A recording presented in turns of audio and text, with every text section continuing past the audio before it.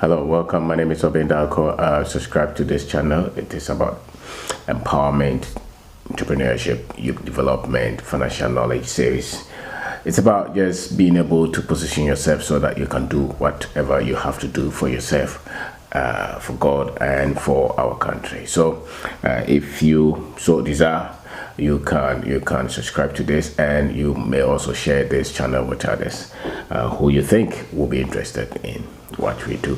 So today I want to share with you some of the things that if you're a young person in Africa, if you're youth as they call them, which is maybe between I don't know, maybe 15 to 40 or somewhere, or I don't know. So but if you're a young person in Africa, some of the things that you have to do to make sure that your future will be a bit different from what you see around, so that you'll be able to take charge of your life.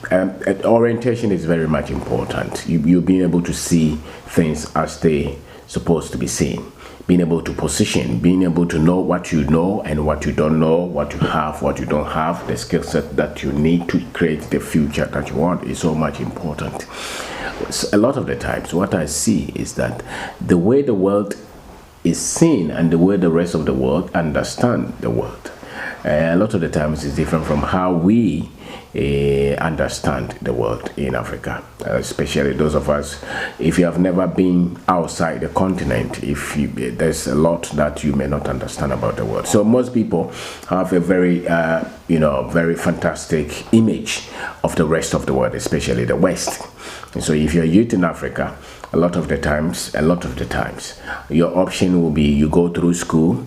If you complete maybe SHS, you would want to continue on to university, or to maybe go and learn a trade or something, depending on your family background, depending on the directions or the people who are able to direct you and help you to go through life.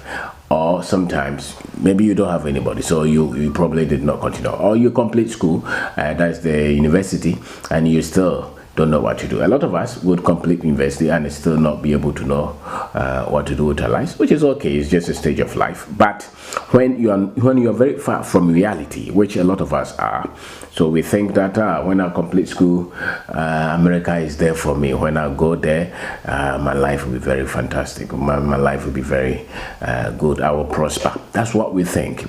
Very few of us have been conditioned, have been taught, have been programmed to see our future. Right, you finish school, you go through here, and you see your future in Africa.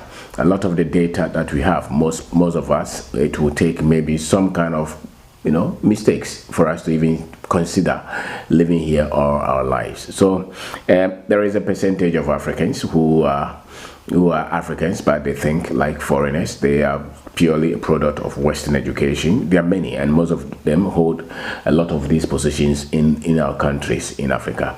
They are the people who are deciding all this. They went to school everywhere. They are just the top, very few people, and they control everything. I am of the opinion that they don't understand the rest of us. They don't understand the rest of us. Though if you look at it, you will see that these people don't understand what they have to do to move the masses who are going through a lot of challenges, a lot of difficulties, a lot of problems. To move, to reduce the poverty. A lot of them are waiting for World Bank program. A lot of them are waiting for all these aid organizations and NGOs. Direct plan to empower the people, to change the mindset, to improve the culture, so that people can do something for themselves.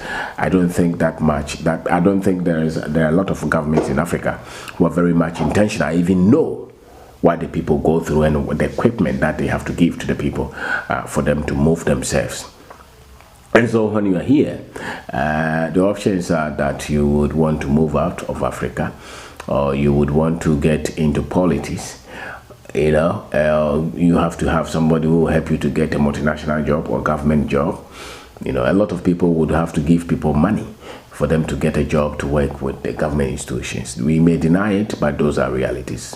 A lot of our young guys would have to go through a lot of difficulties just to get a place to work. The jobs, they say, as we've been told, the condition, employment, they don't tally with the number of the youth that we have. And so if you're youth in Africa, your best bet is having the right understanding of the situation and knowing what you have to learn, what you have to get yourself through for you to take the enormous opportunities in Africa. Yes, I did say that there are a lot of opportunities here, but the problem is the ignorance. The problem is the assumption. The problem is the being able to be conscious of the opportunities that are here. So I would want to say that you have to feed yourself rightly, get the right kind of information so that you will know what to do.